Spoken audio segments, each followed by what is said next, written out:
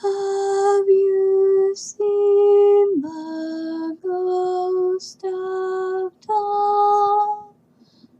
Long white bones with a skin all gone. Oh,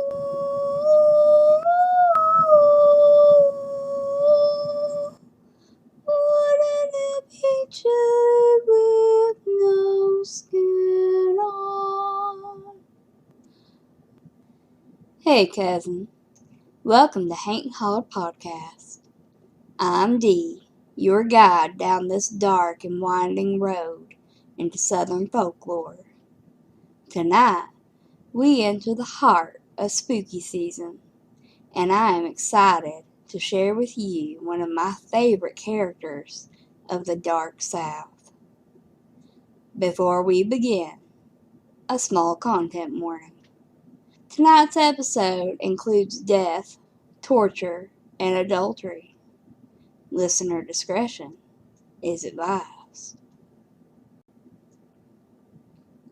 Tonight, cousin, let me tell you the ghoulish tale of Skin Tom. Most towns have a lover's lane. These old back roads with a private pull-off and a great view. They're perfect for quiet moments with your sweetheart. Whether you're bothering to glance out your window at the view or the stars, or if you're occupied with things a little closer to hand. East Tennessee has one such lover's lane, but some visitors should be warned before going. Townsend, Tennessee is said to be the birthplace of this particular urban legend. Perhaps that is because it has a road that is actually called Lover's Lane. Though many argue that the location of this tale could be any back road used by lovers. Lover's Lane is a liminal space, a location away from the normal world where everyday worries can be set aside. Liminal spaces are special for other reasons, as those who follow paranormal activity will be quick to inform you. They are spaces of high strangeness, where the impossible becomes probable and all too real. Lover's Lane was the haunt of old Tom. He was a ladies' man, and because of this we can assume he was either attractive or charming or both.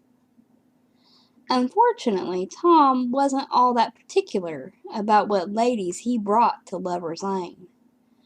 I'm sure they were all pretty and more than eager to be shown a good time. The thing is, he took all the girls there. It was said that once he had his chance at a lady, however, he quickly grew bored of her and moved on. This playboy had a hard time in rural Tennessee. All too soon, he made his way through all of the eligible ladies in his area and had to spread a wider net. Some say Tom went a town over to find his next date, to a place where he didn't know the women or their background. Others said he stayed home and simply omitted limitations from his criteria. One way or another, Tom got a pretty young woman in his car named Eleanor. Eleanor was said to be drop-dead gorgeous and exciting. Exactly what Tom was looking for in a woman. The issue was, Eleanor was married. Some say Tom didn't know. Eleanor had omitted this little fact from their pillow talk, and poor Tom, well, he never asked. Others say Tom simply didn't care. In fact, the act of sneaking around and the risk of getting caught was so exciting for him, he stayed with Eleanor longer than any other girl he dated to that point. Unable to contain their excitement, Tom and Eleanor failed to keep their fling a secret for long. Folks around town began to gossip. It didn't take long for that gossip to reach Eleanor's husband. The news drove the man insane with jealousy. He vowed vengeance on the couple for breaking his heart and making him a fool in front of his neighbors. The next night that Tom picked Eleanor up from their date, they drove to Lover's Lane. Eleanor confided in Tom that she hadn't seen her husband all day, and that he left a note that he would be gone for the evening, hunting. They reveled in their time together, and neither noticed that they were followed to their private off-road destination. While the two were locked together in a passionate embrace, the passenger side door of Tom's car was ripped open. Before either could scream in shock at the sight of Eleanor's husband, the man reached in and drew his hunting knife across his wife's pretty throat. Tom, covered in the blood of his lover, began to beg for his life. He said he had no idea that Eleanor was married, and he never meant to be in such a position with a married woman. Whether her husband believed old Tom, it made no mind. The man was crazed with his jealousy as he pulled Tom from the car and dragged him into the woods. When they stopped, it was at a nearby hunting cabin. Tom begged and begged for his life. "Please don't kill me."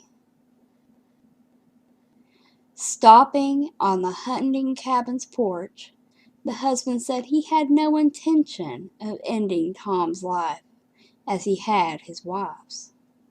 He simply wanted to make sure that Tom wasn't able to pull this trick again.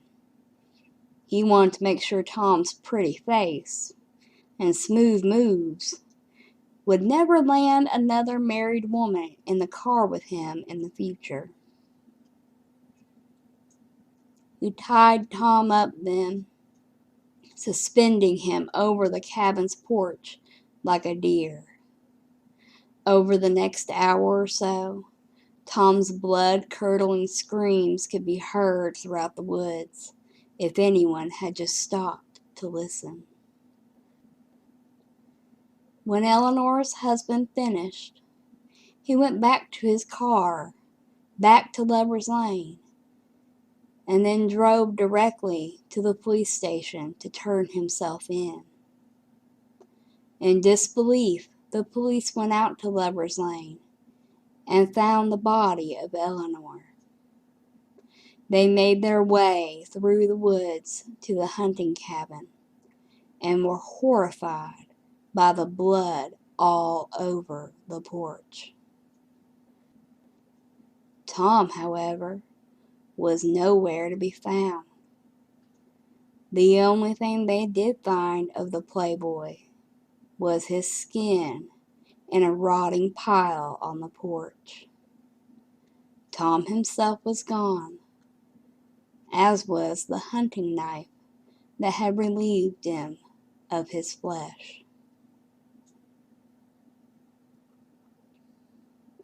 Today, some say that Tom stalks lovers' lanes all through southern Appalachia. He terrorizes lovers, his bony fingers clutched around his hunting knife, his ghoulish face peering into car windows. If he finds someone cheating on their spouse, he teaches them the same lesson he learned all those years ago. Now I assure you, cousin, I searched high and low for any sign of old Tom in history and newspapers. I found nothing. No hide nor hair, as they say, of a skinned man and a cheating wife.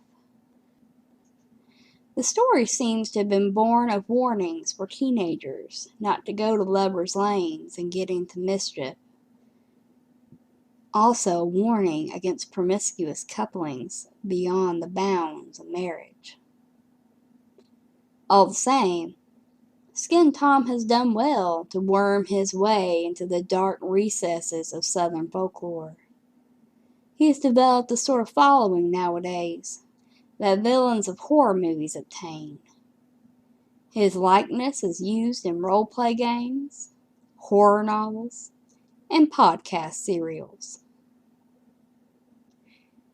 So we end tonight's podcast with a small warning this spooky season.